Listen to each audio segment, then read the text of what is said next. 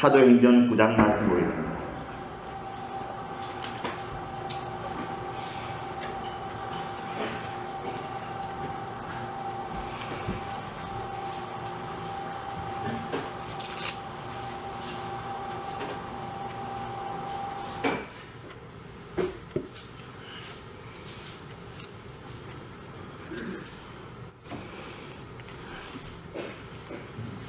사도행전 9장 36절에서 43절까지 말씀입니다. 신약성경 203쪽입니다.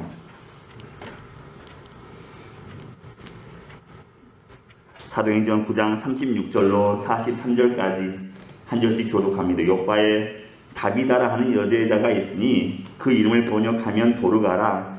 선행과 구대하는 일이 심히 많더니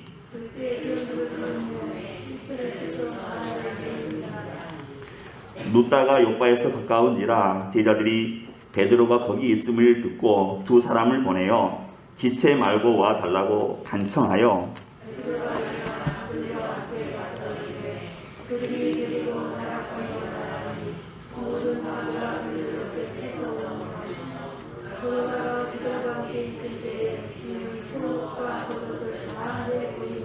베드로가 사람을 다 내보내고 무릎을 꿇고 기도하고 돌이켜 시체를 향하여 이르되 다비다야 일어나라 하니 그가 눈을 떠 베드로를 보고 일어나 앉는지라. 베드로가 손을 내밀어 일으키고 성도가 바울을 불러들여 그가 살아난 것을 보이니 온 요파 사람이 알고 많은 사람이 주를 믿더라.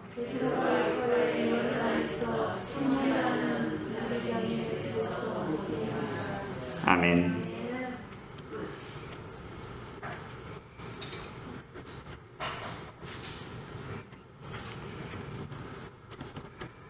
숨 쉬는 게 너무 중요합니다. 동남아시아 인도네시아의 교회 부흥, 이 부흥에 대해서 쓴 책이 있습니다. 급하고 강한 바람처럼 이란 책입니다. 급하고 강한 바람처럼. 멜 페리라고 하신 분이 쓰신 책입니다. 이분은 티모르 섬 니커 마을에서 출생했습니다. 이분은 티모르 섬의 수도인 쿠팡에 있는 고등학교에서 최우수 학생으로 선정되어서 모스크바에 있는 학교에 7년간 장학생으로 공부할 기회를 얻었습니다. 이분은 의사가 되고 싶어 했는데 공부하는 중에 너는 내 증인이 되라, 이런 주님의 음성을 듣게 됩니다. 그래서 이분이 이렇게 대답했다고 합니다. 주님, 저는 돈 많이 벌어서 헌금으로 섬기겠습니다. 그렇게 대답했답니다. 그랬더니 주님께서 다시 말씀하시길 아니다, 나는 너를 원한다, 이렇게 다시 말씀하시더랍니다. 1965년 5월 28일 아침 9시 환상 가운데 십자가 옆에 서 계신 주님을 보게 됩니다. 그래서 이분이 주님의 다리를 붙들고 주님, 원하시면 제가 주님을 위해서 살겠습니다, 그렇게 결단했습니다. 이 멜페리 일행이 어느 날 암호앙이라는 마을에 지나가고 있었습니다. 근데 마침 그 마을에 장례식이 진행되고 있었습니다. 그 가운데 유족이었던 한 사람이 와서 이 멜페리에게 한마디 위로의 말을 해주시고 지나가십시오, 이렇게 부탁을 했습니다. 마을 안에 들어갔더니 수백 명이 모여 있습니다. 가족과 또 조문객들이었습니다. 시체를 보았더니 시체는 죽은 지 이틀이 되어서 썩어서 아주 악취가 나고 있었습니다. 열대지방은 죽은 지 6시간이면 썩고 부패한 냄새가 나기 시작합니다. 그래서 중동 지역에서는 예전에는 냉장고가 생기기 전에는 죽으면 바로 그날에 장례를 치르는 게 예법이었습니다. 그런데 이분이 이제 멜페리 이분이 조문객 가운데 서 있는데 갑자기 성령의 음성이 우리에게 들려왔습니다. 죽은 사람 앞에 서서 찬송하여라, 이런 성령의 음성을 듣게 되었습니다. 내가 그를 사망에서 생명으로 옮기리라, 이런 음성을 듣고 멜테리가 주님께 기도합니다. 주님, 제게 믿음을 더해 주십시오 하고 시체가 뉘어져 있는 그 앞에 서서 조문객들 향해서 찬송을 부르기 시작했습니다. 한 곡 불렀습니다. 아무 일 없었습니다. 2곡, 3곡, 4곡, 5곡, 6곡을 부르는데 누워있던 시신의 발끝이 움직이기 시작했습니다.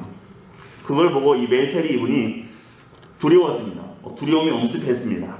그래도 성령께서 명령하신 거니까 7번째 찬송, 8번째 찬송을 부르는데 누워있던 시신이 썩어서 막 냄새가 풀풀 나는 시신이 벌떡 일어나 앉았습니다. 그리고 이 청년이 그 마당에 있는 그 많은 조문객을 향해서 이렇게 외쳤습니다.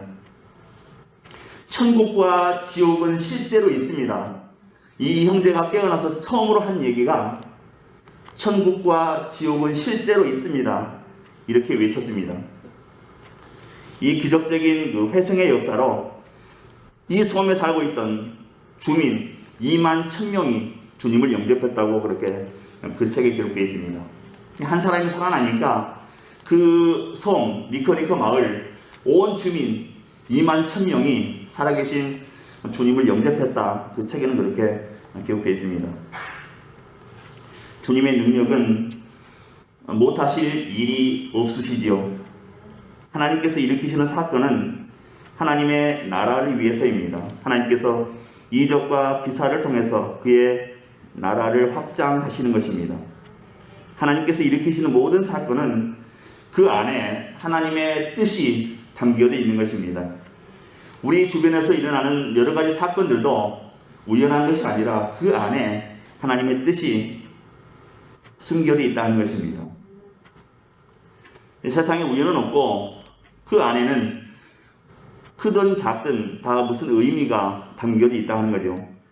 오늘 본문에 나오는 이 다비다는 욥바에 살고 있던 여제자였습니다. 욥바는 항구 도시입니다. 구약 성경의 요나 선지자가 여호와의 낯을 피해서 다시스로 도망갈 때 배를 탄 곳이 바로 욥바였습니다. 다비다는 이미 예수님을 믿고 따르는 예수님의 제자였던 것 같습니다. 다비다는 신약 성경에서 유일하게 여제자라고 불리운 사람입니다. 제자 그러면 다 남자들인데 유일하게 여제자라고 호칭받는 사람이 이 다비다입니다. 나머지 다 자매 이렇게 불렀죠. 제자라는 것은 배우는 사람, 따르는 사람입니다. 예수님께 배우고 따르는 사람이고 제자이지요. 베드로, 야고보, 요한에게 예수님께서 말씀하셨습니다. 나를 따르라. 이 세 사람은 주님의 말씀을 듣자마자 아비와 배를 버려두고 주님을 쫓았다고 마태복음 4장 18절 이하에 기록되어 있습니다. 버려두고 따랐다는 말 속에는 예수님이 그들의 삶 가운데 최우선 순위가 되었다. 그런 의미겠지요. 12제자들은 기본적으로 자기의 관점과 또 자기 삶의 방식을 버리고 궁극적으로 예수님의 길을 따라갔습니다. 그 중에 자기를 포기하지 못했던 한 사람이 있었는데 가룟 유다입니다. 이 사람은 자기를 끝까지 포기하지 못하고 예수님과 반대 방향으로 걸어갔습니다. 다비다는 주님의 말씀을 받아들인, 주님의 말씀을 순종한 제자였습니다. 그리고 예수님의 그 라이프 스타일을 따른, 본받은 그런 제자이기도 합니다. 좋은 제자는 자기 사랑을 그치고 하나님과 교회와 이웃을 사랑해서 자기 십자가를 지는 사람입니다. 다비다가 예수님의 좋은 제자였던 것을 우리가 어떻게 알 수 있겠는가? 오늘 본문은 다비다의 많은 선행과 구제를 그녀의 제자됨의 증거로 제시하고 있습니다. 36절입니다. 욥바에 다비다라 하는 여제자가 있으니 그 이름을 번역하면 도르가라. 선행과 구제하는 일이 심히 많더니 이렇게 기록하고 있습니다. 욥바는 그 루따로부터 약 18km 정도 북쪽에 있는 도시입니다. 욥바는 지금의 그 이스라엘의 텔 아비브입니다. 바다와 인접해 있습니다. 여기에 다비다라는 여자 제자가 있었다는 거죠. 다비다는 히브리식 이름이고 도르가는 헬라식 이름입니다. 히브리식 이름인 다비다와 또 헬라식 이름인 도르가를 함께 사용했다는 것은 이 다비다가 헬라파 유대인이었다, 그런 의미가 되겠지요. 숨이 좀 차서 그렇습니다. 다비다는 구제를 많이 하던 사람이었습니다. 다비다와 도르가는 영어로 표현할 때는 둘 다 이제 가젤, 암사슴이라고 그렇게 기록하고 있습니다. 유대인들이 아름다움의 상징으로 사용하던 단어가 이 가젤입니다. 그러니까 다비다는 그 이름 자체가 아름다움을 상징하는 이름이었다는 것이지요.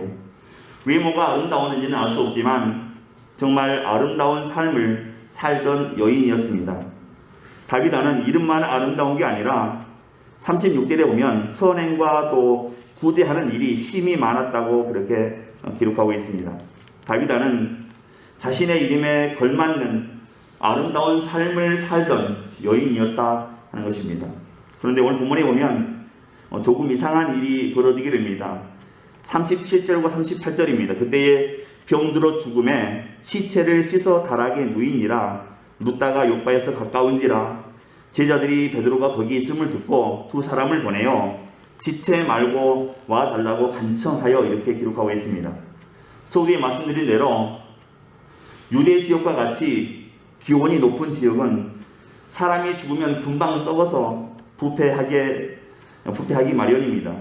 그래서 당일장을, 일일장을 치르게 됩니다. 예전에는 냉장고가 생기기 전에는, 시신 보관 냉장고가 생기기 전에는 무조건 당일치기로 장례식을 치렀습니다. 죽으면 금방 썩기 때문에, 부패하기 때문에 시신을 집안에 두어서는 안 됩니다. 바로 묻어야 되는 것입니다. 그런데 왜 다락방에 두었는가? 38절에 보면 그 해답이 나와 있습니다. 룻다에 머물고 있는 베드로에게 사람을 보내서 빨리 와달라고 간청하는 것으로 보아서 베드로가 오면 다비다를 살릴 수 있을 것이라 그렇게 믿었습니다. 그래서 시신을 바로 매장하지 않고 다락방에 씻어서 놓았다는 것입니다. 39절입니다. 베드로가 일어나 그들과 함께 가서 이르매 그들이 데리고 다락방에 올라가니 모든 과부가 베드로 곁에 서서 울며 도르가가 그들과 함께 있을 때에 지은 속옷과 겉옷을 다 내보이거늘 이렇게 말씀하고 있습니다. 다비다가 살아있을 때에 과부들을 위해서 만들었던 속옷과 겉옷을 다 보여주었다 이렇게 말씀합니다. 그러면서 과부들이 너무 슬퍼하며 울고 있다는 것입니다. 이렇게 귀한 일을 해주던 자매의 죽음을 슬퍼하며 울고 있는 것이지요. 다비다는 구제를 조금만 하던 사람이 아니었습니다. 많이 했고 또 진실한 사람이었습니다. 속옷뿐만 아니라 겉옷까지 지어주었습니다. 그녀의 사랑과 정성이 어떠했는지 우리가 짐작해 볼 수 있겠습니다. 다비다는 이렇게 가난한 여인들에게 옷을 지어서 나눠 주었는데 그 여인들이 대부분 다 과부들이었습니다. 다비다는 고아와 또 과부와 나그네를 대접하라는, 돌보라는 율법을 실천하고 있던 여인이었습니다. 입술로만 사랑한 것이 아니라 사랑을 실천한 그런 사람이었습니다. 믿음의 여제자였습니다. 가난한 사람들에게는 겉옷이 세상과 같은 것입니다. 낮에는 덥기 때문에 벗어두었다가 밤에는 춥기 때문에 겉옷을 이불 삼아서 덮는 것이 가난한 사람들의 보통 모습이었습니다. 그런데 이 가난한 사람들을 위해서 다비다가 겉옷을 지어 주었다는 것입니다. 이제 베드로가 사람들을 다 내보내고 혼자 무릎을 꿇고 기도합니다. 40절로 42절입니다. 베드로가 사람을 다 내보내고 무릎을 꿇고 기도하고 돌이켜 시체를 향하여 이르되 다비다야 일어나라 하니 그가 눈을 떠 베드로를 보고 일어나 앉는지라 베드로가 손을 내밀어 일으키고 성도들과 과부들을 불러들여 그가 살아난 것을 보이니 온 요파 사람이 알고 많은 사람이 주를 믿더라 이렇게 기록하고 있습니다. 죽었던 다비다가 살아나니까 그 지역의 많은 사람들이 주님을 믿었습니다.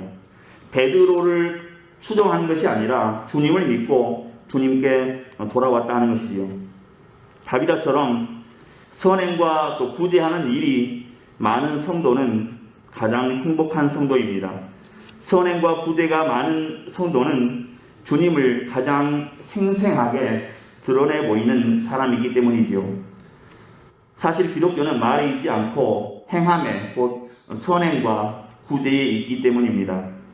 요한일서 3장 18절의 말씀입니다. 자녀들아, 우리가 말과 혀로만 사랑하지 말고 오직 행함과 진실함으로 하자. 야고보서 1장 27절입니다. 하나님 앞에서 정결한 경건은 고아와 과부를 돌아보는 것이니라. 데살로니가전서 5장 15절에는 선한 일을 행하고 선한 사업에 구하고 또 나눠주기를 좋아하며 동정하는 자가 되게 하라. 이것이 장래에 자기를 위하여 좋은 터를 쌓아 참된 생명을 취하는 것이니라. 이것은 디모데전서 6장 18절 19절의 말씀입니다. 또 예수님도 말씀하셨습니다. 요한복음 5장 29절에 선한 일을 행한 자는 생명의 부활로 또 악한 일을 행한 자는 심판의 부활로 나오리라. 이렇게 말씀하셨습니다. 이렇게 죽었던 사람이 일어나니까 온 요파 사람들이 알고 주님을 믿었다. 이렇게 결론적으로 말씀하고 있습니다.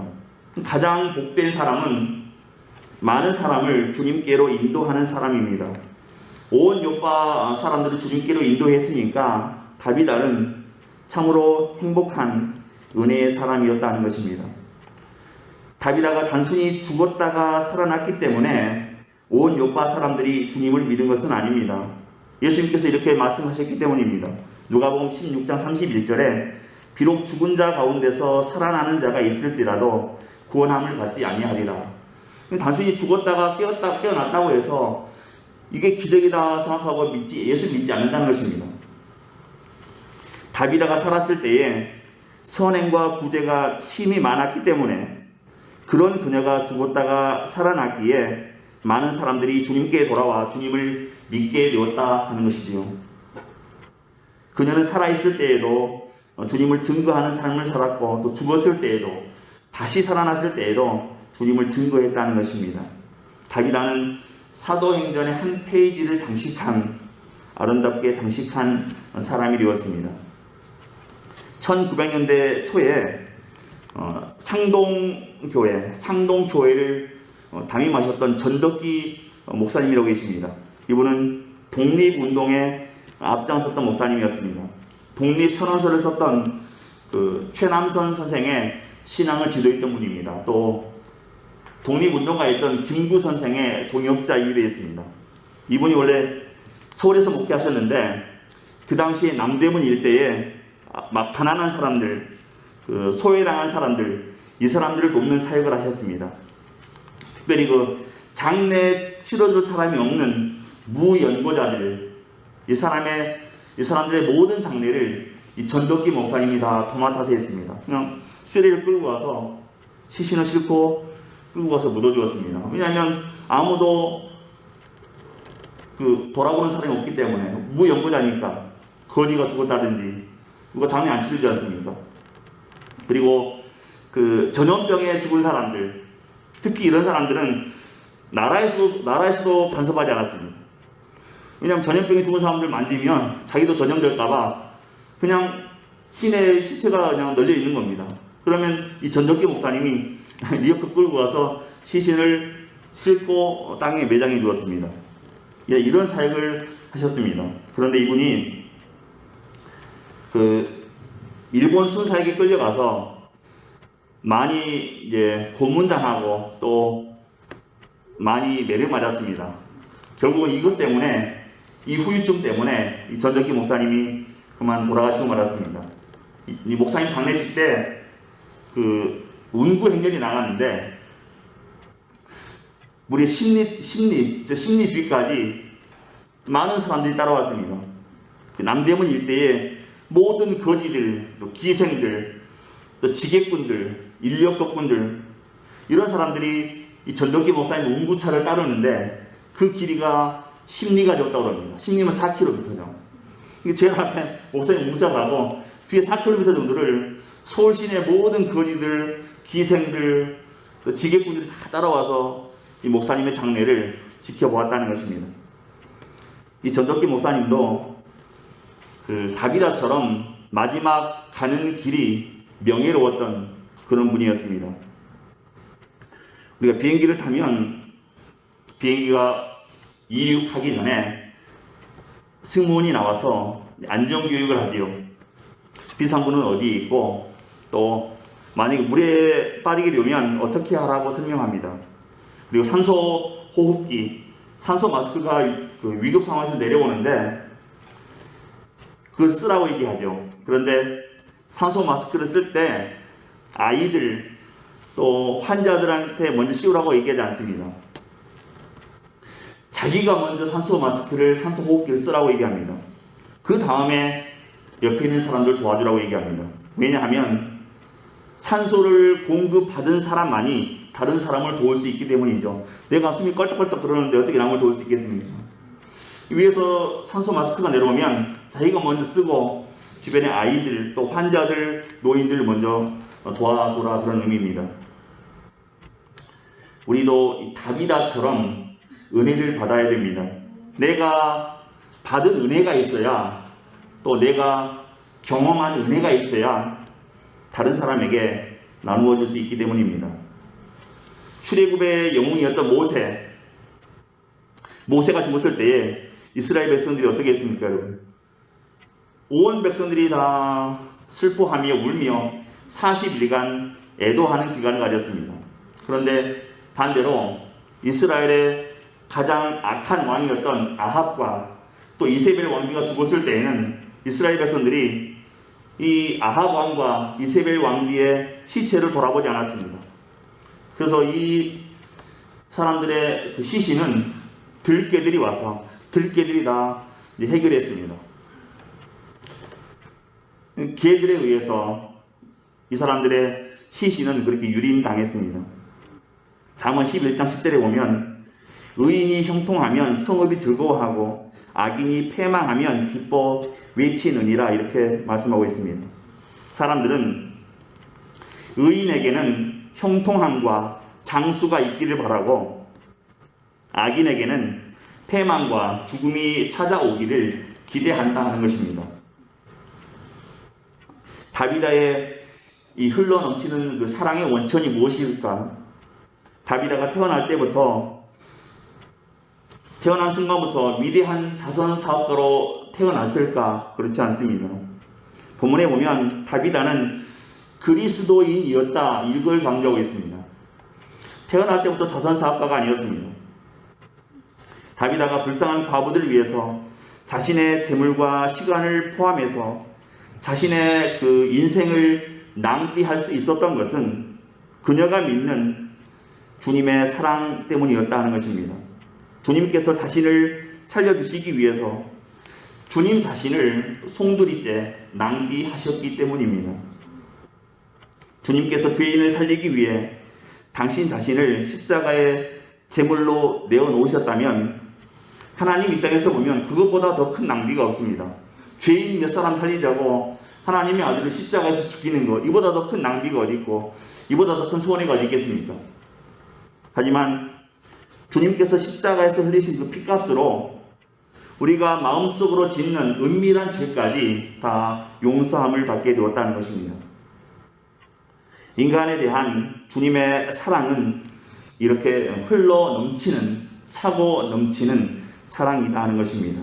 신약성경 로마서 8장 37절로 39절입니다. 그러나 이 모든 일에 우리를 사랑하시는 이로 말미암아 우리가 넉넉히 이기느니라. 내가 확신하노니 사망이나 생명이나 천사들이나 권세자들이나 현재 일이나 장래 일이나 능력이나 높음이나 깊음이나 다른 어떤 피조물이라도 우리를 우리 주 그리스도 예수 안에 있는 하나님의 사랑에서 끊을 수 없으리라 이렇게 말씀하고 있습니다. 하나님께서 우리에게 원하시는 일, 우리가 해야 하는 일이 무엇인가? 영적인 과부들이 너무 많은 이 시대에 우리도 다비다처럼 우리도 축복된 낭비를 할 수 있어야 한다는 것입니다. 세상에 영적인 과부들이 많이 있습니다. 누군가가 도와줘야 하고 누군가가 이렇게 터치해줘야 되는 그런 영적인 과부들이 너무나 많습니다. 신약성경 갈라디아서 5장 13절과 14절입니다. 형제들아, 너희가 자유를 위하여 부르심을 입었으나 그러나 그 자유로 육체의 기회를 삼지 말고 오직 사랑으로 서로 종노릇하라. 온 율법은 내 이웃 사랑하기를 내 자신과 같이 하라 하신 한 말씀에서 이루어졌나니 이렇게 기록하고 있습니다. 우리에게 주신 은혜와 축복을 주님의 이름으로 낭비해라, 소비해라, 허비해라 이런 얘기입니다. 이제 죽은 다비다를 위해서 베드로가 이렇게 루다에서 욥바로 왔습니다. 이미 시체를 씻어서 다락에 안치해 놓은 상황입니다. 그 상황에서 베드로를 불렀습니다. 의사도 어떻게 할 수 없는 상황, 이미 다 끝나버린 상황, 시신이 썩어서 냄새가 납니다. 그런 상황에 베드로를 불렀습니다. 욥바 성도들이 하나님의 역사를 믿고 또 베드로가 살릴 수 있다는 믿음으로 불렀다는 것입니다. 세상적인 기준에서는 끝났는데 하지만 그때 하나님께서 역사하신다는 것입니다. 그래서 포기해서도 안 되고 좌절해서도 안 된다는 것입니다. 그 순간 우리가 하늘을 바라보아야 한다 하는 것입니다. 벼랑 끝에서 우리 믿음이 필요한 것입니다. 다 끝났다. 완전 끝났다. 나는 끝이야 라고 생각하지 말고 그 벼랑 끝에서 우리에게 필요한 것이 바로 믿음이다 하는 것입니다. 다 끝난 것을 하나님은 새롭게 시작하시는 분이시기 때문입니다. 베드로는 다락방에 들어가서 사람들을 다 내보내고 하나님과 1대1로 마주하게 됩니다. 베드로는 날 때부터 안진뱅이 된 사람을 고쳤습니다. 그리고 9장 바로 앞부분에 보면 중풍병자를 고쳤습니다. 이런 베드로가 지금 하나님 앞에 무릎을 꿇었습니다. 이것은 내가 은사가 있어서 내가 능력이 있어서 그런 능력으로 하는 게 아니라 하나님이 함께 하시지 아니하시면 아무것도 할 수 없다는 그런 표현이고 그런 고백입니다. 내가 능력의 사도니까 손만 얹으면 된다 이런 교만함이 아닙니다. 내가 많은 사람을 고쳤지만 주님이 지금 이 시간 나와 함께 하시지 않으면 나는 할 수 없다 이런 이제 겸손한 고백이죠. 겸손히 하나님께 맡기면 주님이 일하신다 하는 사실입니다. 베드로는 이 문제 앞에 하나님 앞에 겸손했습니다. 주님이 개입해야 역사가 일어남을 알고 있기 때문이죠. 그리고 우리의 예상대로 기적이 일어났습니다. 겸손함으로 무릎을 꿇는 심정, 가난한 심령이 될 때 우리 인생 가운데 하나님이 개입하시고 역사하시는 것입니다. 우리에게 이런 겸손이 있으면 주님이 드러나게 되는 것입니다. 온 욥바 사람이 알고 많은 사람이 주를 믿더라. 본문이 이렇게 결론을 짓고 있습니다. 죽은 자를 일으킨 자는 베드로이지만 많은 사람이 예수님을 믿었습니다. 이것이 기독교의 본질입니다. 베드로를 통해서 깜짝 놀랄 만한 일이 일어났지만 예수님을 생각나게 하는 것입니다. 베드로의 모습을 통해서 우리가 예수님께 고개를 돌리게 하는 것입니다. 우리의 삶을 통해 예수님이 생각나고 또 하나님께로 고개를 돌리게 하는, 그래서 세상 속에서 빛을 드러내는 그런 사람이 된다는 것입니다. 세계 제1차 세계대전이 한창 진행 중이던 1917년에 그 세계 전쟁사에서 가장 참혹한 민간인 학살 사건이 일어났습니다. 이슬람을 믿는 터키 군대가 아르메니아, 기독교 국가인 아르메니아에 침공해서 기독교 신자 그리스도인 75만 명을 학살했습니다. 한 명도 아니고 100명도 아니고 그리스도인 75만 명을 학살한 세계 역사에서 가장 잔혹한 민간인 학살 사건입니다. 아시는 대로 이 터키는 사도 바울이 살았던 그 초대교회 당시에는 소아시아 지역입니다. 요한계시록 2장과 3장에 소아시아 7교회가 나오는데 다 바울과 같은 사람들이 전도해서 세운 교회들입니다. 여기가 다 터키 지역입니다. 그때는 다 기독교였는데 세월이 흐르고 나서, 많이 흐르고 나서 중세시대 와서는 이 기독교가 전부 다 이슬람으로 바뀝니다. 터키는 지금 이슬람 국가입니다. 1917년에 이 터키가 아르메니아를 침공해서 우리 그리스도인 75만 명을 학살했습니다. 터키 군인들이 남녀노소를 가리지 않고 기독교 신자라고 보여지면 다 끌어다가 일렬로 세웠습니다.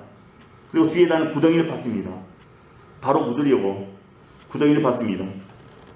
그리고 한 사람 한 사람에게 턱에다가 총구를 겨누고 이제 질문을 했습니다. 마호멧 오 지저스, 마호멧 오 지저스, 마호메트를 믿을 것인가 예수를 믿을 것인가 선택하라, 이런 얘기입니다. 당연히 마호멧 이렇게 선택한 사람들은 생명을 건질 수가 있었습니다. 하지만 수많은 사람들이 Jesus Christ, only Jesus 이렇게 얘기했습니다. Jesus Christ, only Jesus, 오직 예수 이렇게 고백하고 그 자리에서 순교당했습니다. 이 사람이 벌써 75만 명입니다.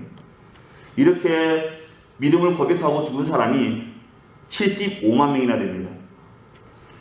이 사람들은 그리스도인이라고 하는 고귀한 이름, 또 예수 그리스도라고 하는 그 존귀한 이름에 자신의 목숨을 건 순교자들이었습니다.